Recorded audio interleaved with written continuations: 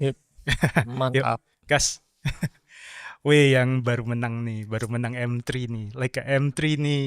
Apa kabar, Ces? Baik Mas Robi. Gue mau tanya nih, kok lu menang Aduh. sih? Nah, ini saya juga nggak tahu ya. Kan Bapak jurinya ya. Coba dong Pak, gimana Pak? Kok saya bisa menang Pak? Tapi gokil sih, foto-foto lu tuh gokil sih ya. Ini ya, jadi kemarin Frances baru menang kompetisi Whisper of the Streets, disponsori oleh Joel Camera. Ya. Ini foto-fotonya. Mm-mm. Dan foto lu tuh, lu pemenangnya itu, status menangnya itu lu unanimous sih. Antara Om Anton Ismail, Darwis Triadi, sama gua. Gua tuh cuma nyempil doang lah. Nggak, lu keren sih Pak jadi juri. Gua dengar lu ngomong kemarin dengan pemahaman lu sih gokil sih. Udah bacot bro, Enggak, kan ada enggak. Serius, contekan Pak. kemarin. Asli enggak. Masa sih? Iya gitu. Gokil. Ya gimana rasanya menang? Ceritain dulu deh proses kayak lu mutusin masuk kompetisi, Mm-mm. lu tuh apa, akhirnya gimana seleksi tema lu untuk masukin kompetisinya Ya. gitu. Kenapa gua mutusin buat ikut lomba itu? Jujur, karena dia Leica M3. Oke. Itu jujur Pak. Heeh. Ya, terus kenapa gue mau ikut juga karena dorongan dari teman-teman juga sih Pak. Maksudnya kita ini kan lomba pertama ya buat gue ya. Mm-mm. Jadi kayak dipaksa aja nge-push limit diri lu Oke. sendiri aja gitu kan. Mm-mm. Terus kenapa gue pilih tema ini? Karena gue awalnya pengen bikin personal project tentang situasi asing di sekitar rumah gue. Awalnya itu ternyata pas gue keliling-keliling ternyata ada satu sekolah yang nggak asing nih buat gue. Nah terus jadi gue balik aja gitu, oh kayak asik nih bikin lomba lebih personal gitu. Oke. Ya. Titik poinnya tuh di sekolah itu sebenarnya Pak. Oke. Ya. Terus abis itu lu masukin kompetisi itu kan cukup lama ya. Lama. Lu cukup apa tuh? Durasinya kan cukup lama ya. Itu pas lu masukin rasanya gimana tuh? Wah, ada keraguan nggak atau gimana? ragu sih pasti Pak. Dari diri gue sendiri pun ada keraguan sebenarnya. Kayak teknis sih sebenarnya masih wajar lah, ragu-ragu wajar lah gitu. Oke. Dan yang upload itu keren-keren semua. Gue lihat pas gue lihat hashtagnya gokil. Tapi semua hari sih. ini kita ada yang salting nih. Yang kedua datang tuh di sana tuh. Lagi duduk di sana. Om Yo. tuh. Ya, ada yang kedua guys. Iya, si Juara Yohanes 2. datang tuh. Iya Itu kan? gokil sih. Wah, Om Yo juga salah satu yang Itu gokil, parah. Iya. Gitu. Ya kan awalnya waktu gue upload itu kalau nggak salah tuh yang nge-share fotonya itu tuh masih 100-an kalau nggak salah. Iya, 100-an orang. Tiba-tiba udah jadi 500 gitu, gue Iya. anjir itu gue Iya, liat foto-fotonya 500-an gue orang gila. tuh. Gila Ya sih. makin ngedown gitu. Udah gitu yang ikut bukan banyak juga yang udah berpengalaman gitu ya, maksud gue kayak bukan sembarang orang lah gitu lah. Ya jadi deg-degan sih pasti sih Pak, pasti lah. Tuh ada cerita lucu tau waktu lu menang ya. Gue kan udah tahu lu menang tuh. Pas kebetulan harusnya podcast lu itu harusnya tayang. Yang kampret begitu gue selesai. Ini ceritanya lucu sih sebenarnya. Gue kan harusnya ketemu sama Om Anton sama Om Darwis untuk penjurian kan. Yeah. Nah, podcast lu itu sebelumnya. Oke. Podcast lu sebelumnya, abis gue ngetek selesai semuanya, memory card audio ketinggalan. Ketinggalan kan. Ya udah, berarti ketunda tuh 1-2 hari, kebetulan gue ada shoot atau apa, gue lupa. Ketinggalan dan juga ya udah gue datang dong. Gue pas mulai editing itu pas di hari gue ketemu Om Darwis sama Om Anton. Oke. Selesaiin edit semuanya tinggal render, gue meeting penjurian apa tuh pemilihan ya kan. Lu menang dong. Lah kan pusing gue. Gini Ces, sebenarnya gak masalah. Cuman kalau seandainya abis lu podcast dan lu ditayangin menang, kan ada aja tuh. Betul. Orang bisa aja bilang ya KKN lah dan yang lain-lainnya gitu. Ya udah. Abis itu kan malamnya gue telepon tuh. Iya kan. Ces, sorry gak bisa ditayang nih. Ya kan ada masalah teknis gitu aja ya kan. Itu ceritanya tuh kayak jadi mungkin one day cuplikan-cuplikan yang kemarin podcast itu gue keluarin kali ya. Boleh. Gue sampai mikir, wah gak bisa tayang nih. Gue salah ngomong apa ya? Gue sampai mikir kayak gitu kan. Oh gitu. Cuman ya thank you juga lalu udah mau ada kasih tahu gitu kan kalau nggak bisa tayangnya udah mau kasih tahu juga. Kalau anak-anak sih udah pada curiga sih Pak, udah curiga duluan semua. Kok podcastnya Creativera duluan yang tayang gitu? Nah, itu dia, gitu. Itu dia. Iya kan, ya sekarang gue rasa reasoningnya cukup bagus untuk gak tayangin podcast lu gitu loh. Untuk kompetisi juga Joel, podcast ini juga disponsorin Joel dan Iya. yang lain-lainnya, tiba-tiba lu menang ya jelas kayak bisa jadi settingan banget. Kita Bener. hindarin itu Iya, aja sih, bener. cuman bener gue kenal lu udah lama, tapi kan jurinya kan bukan gue doang ya. Iya. Ada 3 juri. 3 juri. Iya. Om Darwi sama Om Anton mana peduli. Iya, bener sih. Gitu. Nah, kompetisi itu kan foto series tuh. Beda nih sama yang kompetisi yang single frame ya mungkin. Iya. Ada kesulitan di situ gak sih? Lu menemui kesulitan gak sih untuk masukin kayak foto series gitu? Sulit, Pak. Kemarin menurut gue 3 foto itu terlalu dikit. Tadinya gue belum baca ketentuan kan. Jadi gue cuma kepikiran apa ya temanya. Gue stuck di situ tuh. Ternyata pas teman-teman kasih tahu, cuma boleh 3 foto loh. Wah anjir, gue langsung kayak mikir, wah 3 foto doang. Wah itu gue pusing banget sih. Nah gimana kalau yang foto single foto ya, gue belum ada pengalaman sih di single foto. Cuma buat gue yang 3 aja tuh udah sulit banget buat gue. Menurut gue single foto lebih gampang sih, Cas. Oh ya? Iya, karena kalau tidak bernarasi atau maksudnya kalau single foto kalau ada cerita kan kayak gimana? Menurut gue jauh lebih gampang. Lebih sih, gampang karena, ya. Untuk dapetin single frame yang bagus yang artistik itu tanpa pikirin narasi selanjutnya itu jauh lebih gampang sih. Iya gak sih? Gitu. Yang lu cerita kan cuman 1 foto doang. Iya sih. Gitu. Cuman gue nangkepnya tuh kemarin tuh kayak kalau bercerita itu kayak perlu lebih dari 1 visual gitu loh. Gue mikirnya tuh kayak gitu.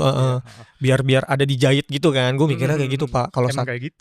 Ya mungkin kayak gitu ya. Gue juga kayak menurut gitu. ini gue penasaran, Pak, kalau dari pandangan lu. Maksudnya kalau foto yang bernarasi lah ya kita katakan, yang bercerita tuh sebenarnya tuh gimana sih gitu loh. Gue sampai sekarang tuh masih bingung sebenarnya. Lu bingung ya? Tapi lu bisa menang kompetisi. Ya. Keren lu. Tapi gini, buat gue foto bercerita itu adalah ya narasi ya. Foto seri 3 foto. 3 foto itu adalah sebenarnya bisa dikatakan itu kita tentukan dulu nih temanya. Misalnya lu kan 450 meter tuh di sekitar rumah. Itu bisa selebar itu atau sekecil mungkin tangan.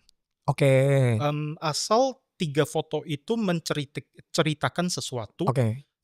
Yaitu ya gitu aja sih kalau menurut gua. Apakah tangan itu sudah tangan berpengalaman yang keriput-keriput menceritakan sesuatu? Apakah cerita lu 450 meter itu sekitar rumah lu dan memori lu? Ya, atau ya cerita Mas Yohanes yang hujan atau gimana, itu ya gitu sebenarnya. Jadi sebesar apapun, sekecil apapun. Iya, bisa besar bisa kerucut gitu lah ya. Iya, betul. Dan menurut gua jujur 3 foto itu susah. Iya. Foto seri itu susah. Sangat susah. Banget. Mungkin 5 lebih gampang daripada 3 kali. Susah kan, Om? Susah gak? Susah, asli. Gila, tapi gokil sih emang. Iya. Joel mantap. Gue salut sih. Jadi banyak banget yang masukin. Kalau menurut gue yang disayangkan itu banyak banget yang salah kaprah di mana 1 subjek 3 angle. Wah, banyak lah. Satu subjek 3 angle. Gitu. Sebenarnya gak masalah kalau 1 subjek itu di beda situasi atau gimana. Tapi ini situasi yang sama 3 angle. Itu banyak banget. Itu bisa jadi bahan evaluasi lah ya. Gitu. Iya, betul. Dengar-dengar katanya disuruh upload 3 foto ini dari lu ya, Pak ya? Bukan. Oh, bukan. Yang 3 foto itu tadinya gue single frame. Oh, lu tadi single frame. Tadinya single frame. Yang ide ini tuh dari Pak Anton Ismail. Gitu. Iya kan. Memang itu benar sih. Memang itu sangat amat. Kita sebagai fotografer, street photographer ya. Iya kan. Ngaku-ngaku doang gue. Ngaku-ngaku aja guys. Kita kan harus mungkin mempedalami karya kita gitu loh, supaya ada meaning lah di belakang single frame tersebut gitu. Gitu sih. Setuju. Dan yang gokil, yang gue suka banget dari kompetisi ini adalah handphone gak apa-apa bisa masuk. Bahkan 30 besar itu ada beberapa yang pakai handphone sebenarnya. Gitu. Ini menarik nih. Menurut pandangan lu, Pak, handphone zaman sekarang yang bisa dibilang menggantikan kamera, mungkin ada orang berpikiran seperti itu ya.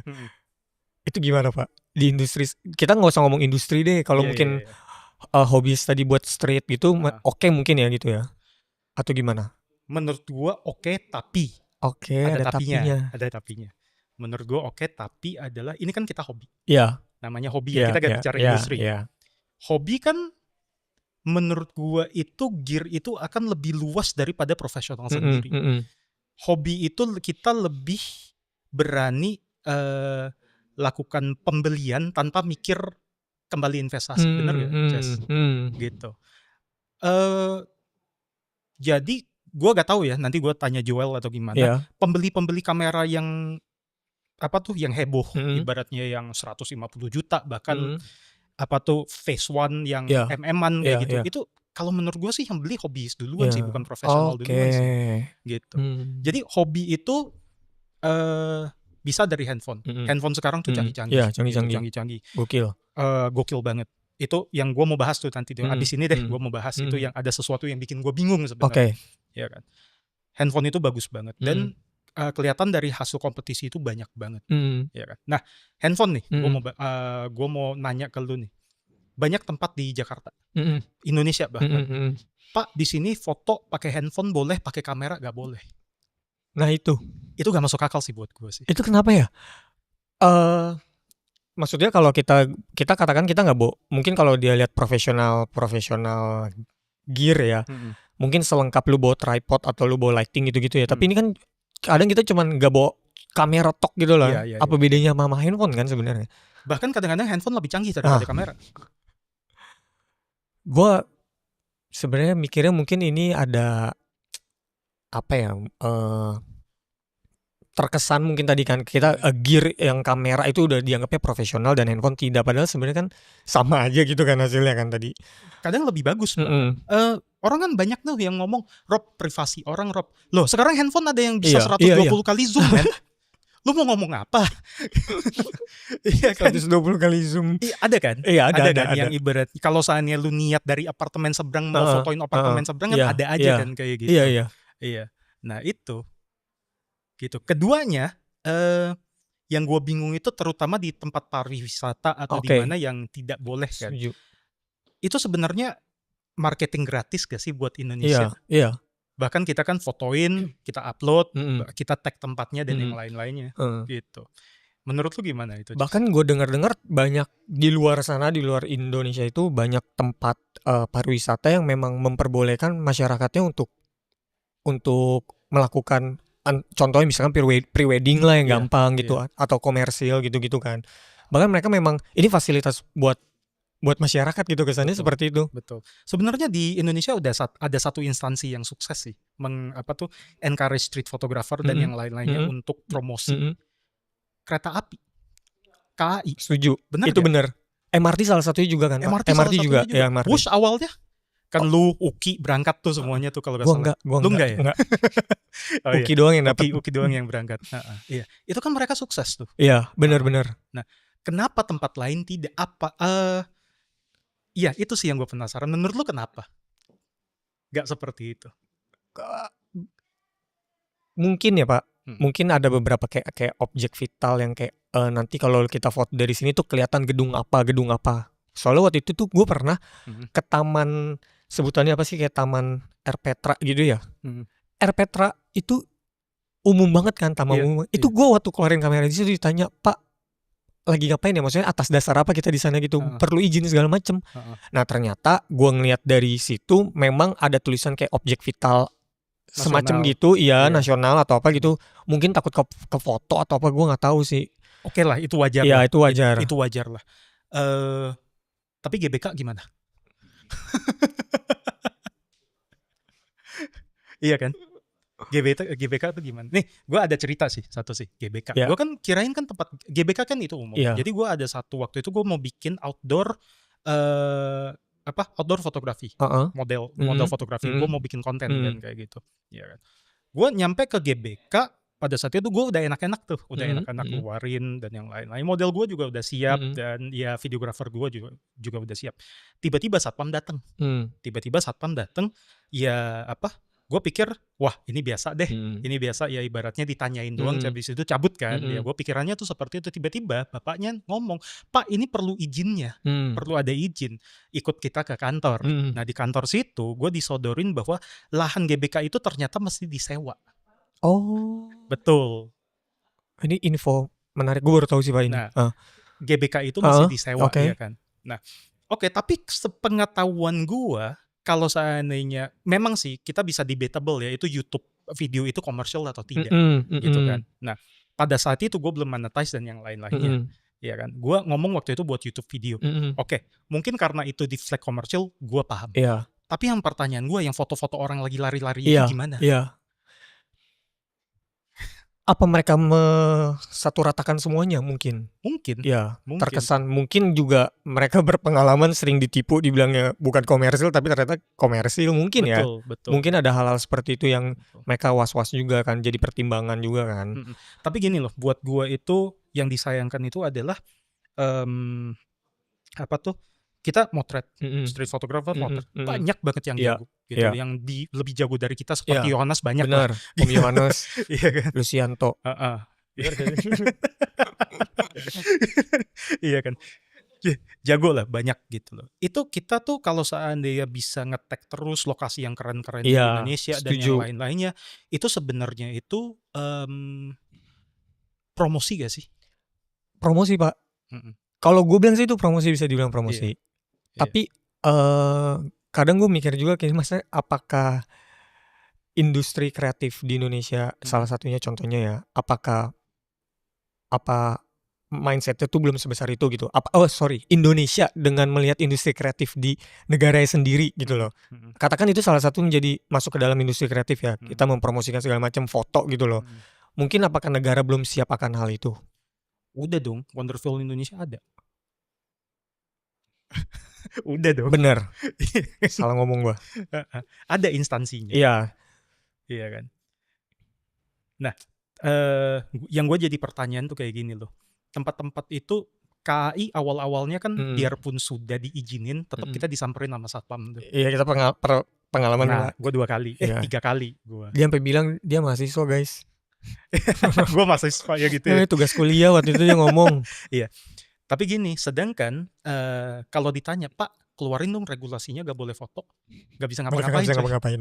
Iya benar. Mereka gak bisa ngapa-ngapain. Gitu. Iya, di satu sisi mungkin mereka hanya menjalankan tugas gitu kan. Kita bisa memaklumi itu juga. Cuman ya, padahal kalau secara yang waktu itu kan kita berani foto pun karena memang udah searching kan. Kita udah tahu kan kalau memang diperbolehkan gitu kan. Kayak GBK kan awalnya juga gonjang-ganjing kan. Awalnya boleh, tiba-tiba gak boleh. Tiba-tiba boleh lagi, terus viral lagi lah apa. Gue gak tahu sih itu. Iya, setahu gue tuh waktu itu GBK, kalau nggak salah ya, GBK tuh pernah share di media sosial tuh kalau udah boleh bawa kamera gitu. Oh gitu. Iya. Seinget gue makanya tiba-tiba pas viral yang ditegur satpam sampai berantem itu, nah gue bingung apakah regulasinya berubah lagi atau gimana gitu.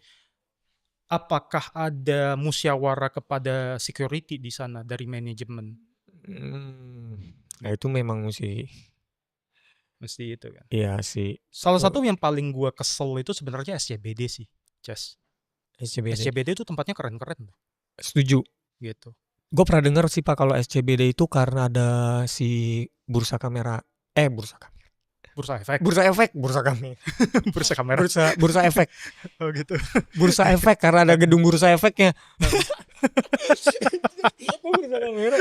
Iya, karena ada bursa efeknya Pak katanya. Tapi handphone boleh. Itu gue gak tahu boleh ya. Sedangkan kita tadi handphone boleh kan? Boleh. Kalau gak salah. Gak mungkin coy lu tegur satu-satu. Ya mungkin tadi standar yang handphone itu masih dibilangnya smartphone, sedangkan kamera adalah professional gear gitu loh. Iya sih. Iya, tapi balik lagi seperti gue bilang tadi, fitur handphone sekarang canggih-canggih. Iya benar. Samsung aja udah bisa foto bulan dan ya yang lain-lain. Biarpun itu AI lah, apapun itulah ya. Benar. Zoom kamera itu bisa 120 kali dengan kualitas yang oke banget. Jadi kalau misalnya kita bicara kayak gitu, apakah handphone itu juga harus dilarang? Atau sebenarnya pointless banget lu larang? Kayak kita lihat aja nanti ya perkembangannya. Handphone kan makin kesini juga makin gila kan. Iya, memang kayak gitu. Harusnya sih mungkin nanti banyak yang melek sih akan hal itu ya. Kita lihat aja peraturan-peraturannya ini. Cuman ya kalau bisa jangan disusahkan lah. Jangan Ya, dipersulit lah. ya jangan dipersulit Gitu. lah. Kita kan bisa bantu promosi Bener, dengan maksudnya cara kecil kita sendiri. bener. Gitu. Kayak nggak ada hal-hal yang aneh-aneh kayak selama kita melakukan foto, nggak tahu. Iya. Oke, Ces, karena gue lupa podcast kemarin gak tayang, jadi gue mau bahas buku lu. Lo kemarin kan ada bawa buku tuh. Iya, gue sampai lupa bawa bukunya lagi. Iya. Lo tuh kan ada bikin buku ya? Iya, yang personal. lu gak jual. Iya, yang gue nggak jual. Gue untuk kedemikian kalinya jual Ces. Iya kan. Nah, ceritain dong buku itu tentang apa? Buku itu sebenarnya gue nggak tahu itu bisa disebut judul atau enggak, pokoknya ada 36 exposure ya Pak. Jadi itu gue ngambil pakai analog semua. Nice. Tadinya mau satu roll doang yang gue ambil, pakai satu roll, tapi ternyata banyak yang gagal. Gitu. Akhirnya gue pertimbangin lagi. Ya udah deh, gue shot aja terus sampai akhir bulan misalkan gitu contoh. Ya udah, gue pilih tuh 36 exposure dari roll yang gue ambil, 18 color dan 18 BW. Oke. Kalau bisa dibilang sih sebenarnya masih banyak ketidakpuasan sih dari ini buku. Dari buku. Iya, dari buku. Tidak puasnya di mana? Tidak puasnya karena ya gue menaruh semua. Gue berusaha menerima banyak kegagalan karena dari awal aja gue udah merasa gagal Pak, karena kan awalnya gue maunya satu roll doang kan. Nah, jadi pakai banyak roll kan, itu buat gue itu udah sebuah kegagalan buat gue gitu. Tapi ya udahlah, akhirnya mikir ya lo harus nerimalah kegagalan, diapresiasi, dijadiin buku gitu. Tapi dari lu penerbitan buku, bikin buku bukan penerbitannya, bikin buku itu gue jadi mikir sih, Cas. Lu tuh itu cara bagus untuk bikin checkpoint di journey fotografi lu. Bener, jadi setuju. begitu gue bikin buku, gue tuh mungkin dengan lu keluhan kekurangan dan yang lain-lainnya, apakah kita mendingan bahwa terima bahwa buku itu cuma checkpoint doang. Jadi kita setelah buku itu tuh bisa bikin buku yang lain untuk cerita journey fotografi kita gitu, Cas. Apakah agak mendingan mikir kayak gitu? Iya, itu benar sih Pak gitu. Gue pasti justru karena tadi gue bilang ketidaksempurnaan itu kan, gue pasti nerima banyak evaluasi kan. Salah satunya dari lu gitu kan. Pasti nanti kan jadi pembelajar, mungkin ini akan di Cesut sih yang Cesut sih. kampret Ya buku gue dibilang kayak kalender. Iya, itu dia. Tapi itu nggak apa-apa, itu salah satu masukan yang bisa gue terima gitu kan. Kita kan ya udah temenan ya udah lama gitu kan, udah nggak ada hard feeling lah. Itu pasti ada evaluasi, entah itu nanti di print kedua kalinya gue juga nggak tahu kan gitu kan. Tapi setidaknya yang gue tahu, foto gue tuh nggak berhenti di media sosial doang gitu yang kita tahu. Kayak lu nih print foto lu gini kan. Ini menurut gue ini udah gokil Pak. Maksudnya foto lu tuh nggak cuman gue lihat di Instagram doang, ternyata lu print di ini untuk dipajang gitu. Itu beda sih, rasanya beda kan? Iya, rasanya beda. Ya lu ninggalin sesuatu lah gitu. Gue mau komen Cesut sih, katain buku lu jadi kalender. Enggak. Ya kan doang, lu menang, dia enggak gitu loh. Iya, tapi gue salut sih sama Cesut waktu proses dia pengambilan foto menggunakan analog Pak. Lu digital ya? Gue digital. Oh, oke. Cesut menggunakan analog itu gue ngerasain kita ini kalau gue boleh cerita sedikit ya Pak, gue tuh mungkin seminggu 3 kali ada kita saling bantu gitu loh. Oke, gue lagi pengen shot ini shot itu gitu, kita bantu gitu kan. Kita ngomong dulu ya, gue gak pernah ikut meeting itu ya. Iya, gue gak pernah ya ikut meeting itu ya. Kita tuh maksudnya gue, Cesut, Dito bertiga kita. Itu tuh saling bantu Pak, pakai gokil sih, gue sampai gila sih. Untuk lomba ini bener-bener dituangkan semaksimal mungkin. Gokil sih, parah. Gue sampai apalagi kalau analog kan, kayak kita ya udahlah nanti gue develop dulu. Itu waktunya udah mepet tuh waktu Cesut proses tuh waktunya juga udah mepet. Ya udahlah develop dulu, berarti gue cuma punya waktu sisa berapa? Oke, 1 hari. Oke, berarti 1 hari ini gue harus pakai apa gitu, harus gue gunain buat apa gitu. Kalau yang ini gagal gitu. Perjuangannya gila sih. Gitu sih. Gue cuma mau ngomong Cesut kalah sama kalender gitu aja. Cesut tuh kalah sama kalender coy. Perjalanan kita masih panjang guys. Besok gue diblokin. Gokil. Yang gue respect lah sama orang-orang yang ikut yang ikut ini gua gokil banget semuanya. Iya, effort yang dikeluarkan. Apalagi yang gue udah tahu prosesnya mereka kan seperti apa kan. Mereka tuh salah satunya maksudnya teman-teman gue ya gitu. Iya. Oke. Balik lagi ke buku ya. Ya. Oke. Buku Itu kenapa lu gak mau jual gitu? Belum kepikiran sih Pak kalau Belum itu. kepikiran. Iya, masih pengen bener-bener personal banget sih ini Pak. Gue pengen melihat apa yang gue tuangkan sepenuhnya di buku ini tuh apa dulu gitu pertama gitu kan. Terus ya tadi kedua gue nanya ke teman-teman gue yang kurang apa gitu-gitu. Kayak menurut lu pada ada yang kurang nggak gitu. Tapi gue kasih kesempatan kita untuk support lu dong, Ces. Wah, gak gitu dong caranya. Iya dong. thank you loh. Kasih kita kesempatan untuk support lu gitu. Jadi kita bisa beli buku lu, ya kan? Ya nanti journey kita masing-masing tuh kita pengen support aja sih. Bener sih. Iya, nanti coba dipikirkan. Nanti gue coba pikirkan ya. Gitu. Tapi ide menarik sih, thank you Pak. Ini. Lu sangat salah satu yang banyak kasih gue insight sih Pak. Jujur aja gak ya. gitu sih gue. Enggak, jujur aja Pak, serius. Oke, thank you. Thank you. Karena podcast ini disponsori sama Jual Kamera, kita bahas sedikit sebagai mengenai gear ya, gitu. Dikit. Boleh. Ya, sekarang yang lu pakai apa selain M3? Langsung deh ya. Langsung lah. Yang gue pakai ada Pentax, Spotmatic, digitalnya gue ada Fujifilm, terus gue ada Nikon D3200. Itu lagi dipinjem Cesut buat scan filmnya dia. Ya. Lu kalau gak salah punya D4 juga ya? D3S. Oh, udah gue jual tapi. Udah lu jual. Demi Fujifilm X-T5 waktu itu. Iya. Kenapa lu pilih Fujifilm? Kenapa lu pilih Fujifilm? Kenapa lu pilih apa tuh kayak Pentax dan ya M3 bukan pilihan lu ya. Lu menang gitu. Iya kan? Nah. Kenapa gue pilih Fujifilm itu karena dulu jadi sebelum gue masuk ke mirrorless itu Pak, gue tuh merhatiin tuh analog gitu kan. Body kameranya tuh ganteng-ganteng semua gitu loh, kayak klasik lah gitu lah, ya kan. Nah gue cari akhirnya model-model kamera digital mirrorless yang mendekati analog. Gue ngeliat di explore gue keluarnya Fujifilm X Pro kalau nggak salah waktu itu, rangefindernya Fujifilm kan. Wah ini gokil banget nih kamera. Terus gue coba lah cek ke tokonya. Terus saat gue lihat ternyata ya udah banyak pertimbangan. Oh ini kalau gue pakai tripod layarnya nggak bisa gue inilah apalah, ini nyusahin nggak buat gue nanti. Gue mikirnya kayak gitu. Akhirnya gue milih series yang lain di Fujifilm. Itu pure karena bentuk kamera, bukan dari hasil atau apa. Gue nggak mikirin itu. Bentuk dan itu makin kesini user experience-nya sih. User experience. Itu film simulation-nya pakai gak? Jujur sebulan doang. Kalau gue ya, jujur sebulan doang. Lama-lama bosen. Ya udah. Dulu gue shot JPEG film simulation. Terus makin setelah udah nggak pakai JPEG, main ke RAW, udah kenal grading gitu-gitu udah. Ya. Bentar gue bikin segmen Joel dulu ya. Boleh.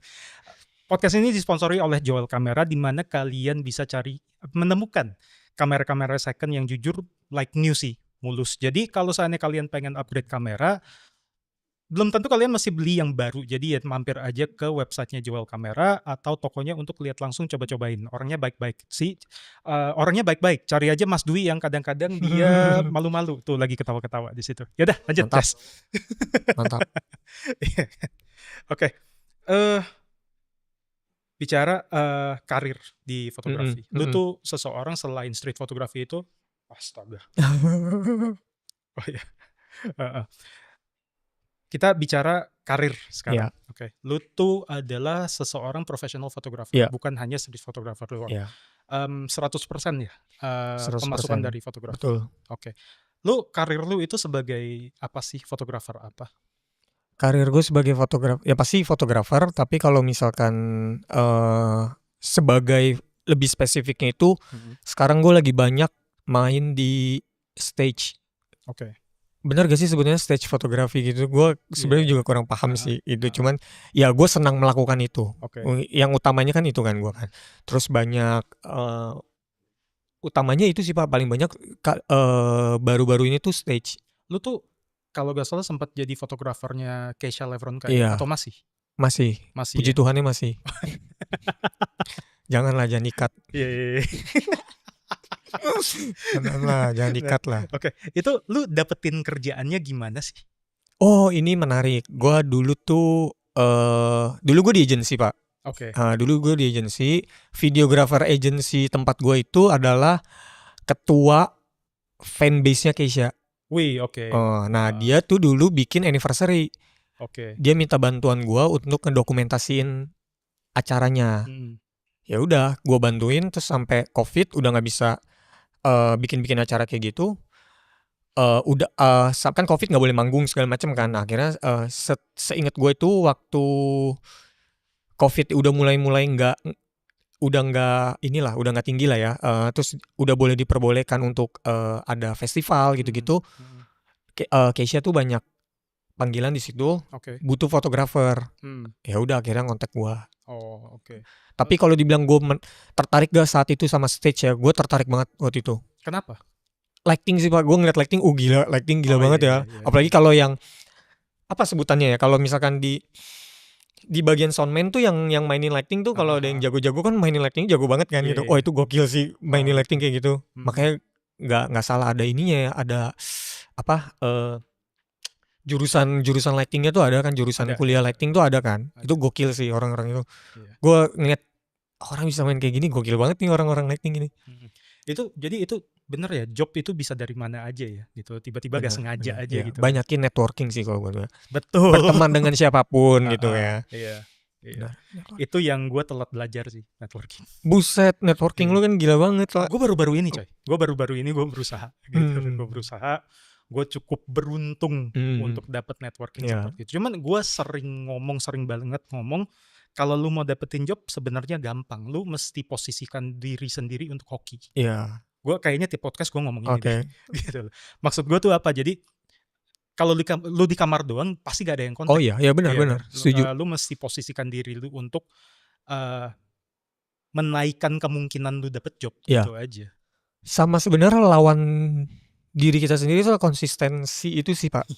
Ya itu dan gue kan kemarin nonton ini ya podcastnya yang Creative Era ya Pak. Itu gue setuju sih kalau yang soal konten di media sosial, yang konten terus gimana soft skill lu tuh, komunikasi lu tuh gimana, nggak cuman teknis menggunakan kameranya doang gitu kan. Itu benar sih, setuju, memang di lapangan tuh seperti itu gitu. Iya sih. Ya podcast itu jujur kayaknya dia yang satu-satunya yang agency yang mau buka sampai kayak gitu sih. Caranya, gue kan tembak tuh kemarin, lu dapet job tuh gimana sih? Lu hire orang tuh carinya apa sih? Gitu. Ya itu. Oke. Nah, karir udah sebagai itu. Ada itu gak sih? Sekarang kan udah Pentax udah, mereka udah. Lu ada cita-cita dorong Kak Keisha itu pakai analog gak sih? Maksudnya dokumentasinya pakai analog. Mau banget. Mau. Nanti red card gue kayak harus naik deh buat masuk analog. Buat iya kan? Roll mahal ya. Iya, roll mahal loh. Apalagi kalau minta warna. Iya. BW dulu lah Mbak. BW dulu Mbak. Iya. Potra 800 nanti mintanya mateng. Gokil. Iya. Oke. Lari ke analog deh. Oke. Lu tuh salah satu antara kita nih. Iya. Termasuk gue awalnya fotografi itu udah langsung digital. C-shoot digital. Ya rata-rata semuanya digital ya. Iya. Lu tuh salah satu antara kita itu yang mulainya dari analog. Nah, kenapa lu dari analog malah pindah ke digital? Iya.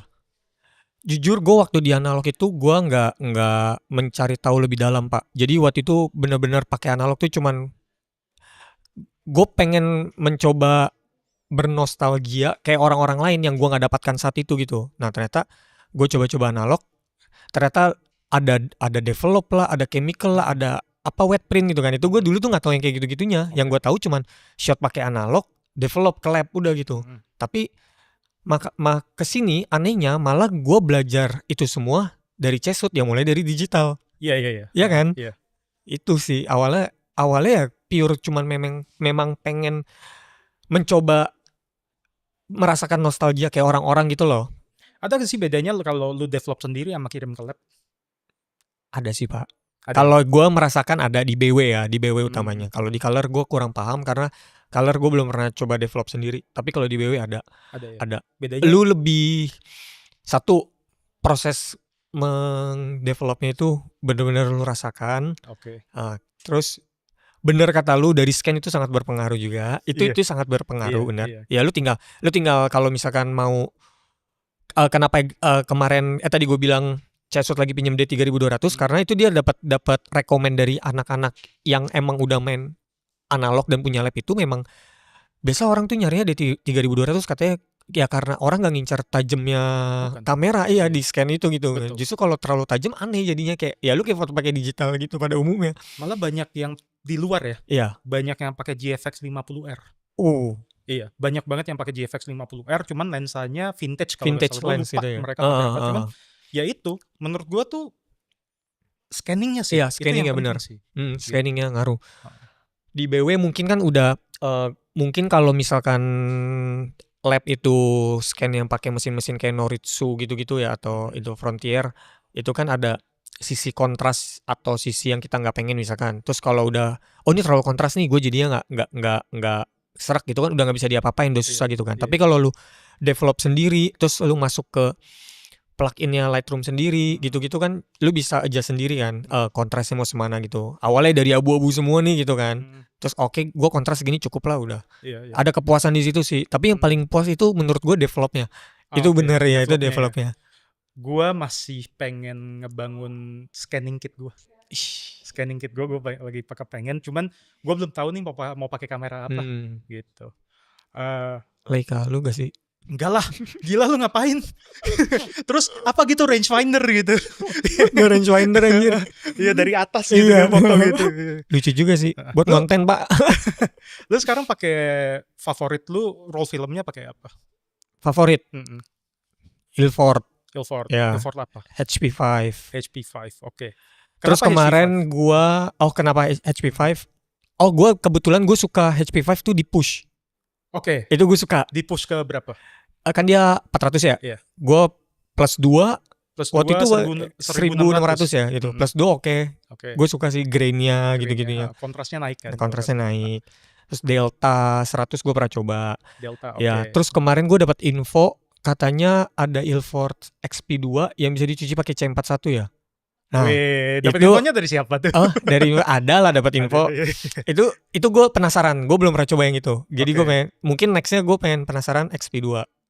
XP2 ya. Iya. Oke. Jual kamera bisa dikondisikan XP2. Mantap. Gitu. Iya. Oke. Lu kan sementara kan BW tuh. Kalau color film lu sukanya apa? Color film. Untuk saat ini gue masih banyak belum puas sama hasil gue di color. Oke. Kenapa?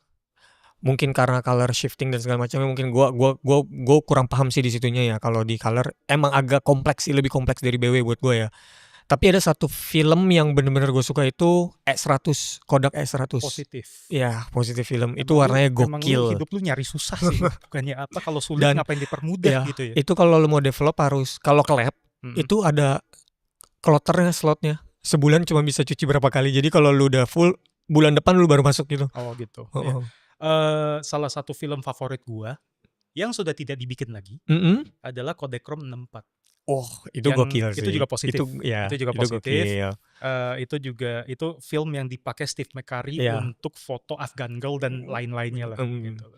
Itu disesalin sih untuk itu. E100 juga mirip gak sih? Enggak ya kayaknya. Enggak. Jauh ya. Ya, gua kira tadinya mirip, ternyata enggak, beda jauh. E100 bener gak sih? Dia gak segampang negatif. Betul, bener. Challenge-nya di mana aja? Gua pernah baca dia shot ininya shot apa? Fotometri itunya tuh lu harus di mid. Oke. Iya, jadi memang dan gak ada kompromi di under atau over. Jadi bener-bener mesti di under aja gak boleh? Gak bisa. Kenapa? Ya, itu yang gue baca sih pak. Okay. Itu. Memang selama ini gue nge-shot selalu di tengah-tengah, gak pernah over, gak pernah under. Light meter? Iya, light meter. Oke. Iya sih. Nah itu yang gue perhatiin tuh itu lucunya tuh di situ. Gue anggap digital itu kayak positif film. Iya. Emang positif. Emang positif ya. Iya emang positif. Jadi kalau digital mendingan di under daripada di over gitu loh. Kalau di film kan terbalik tuh, iya, mendingan kebalik, di over bener. daripada di under. Iya. Lu nggak tertarik ini Pak, coba expired film? Apaan? Expired film. Males gua, Ces. Ada.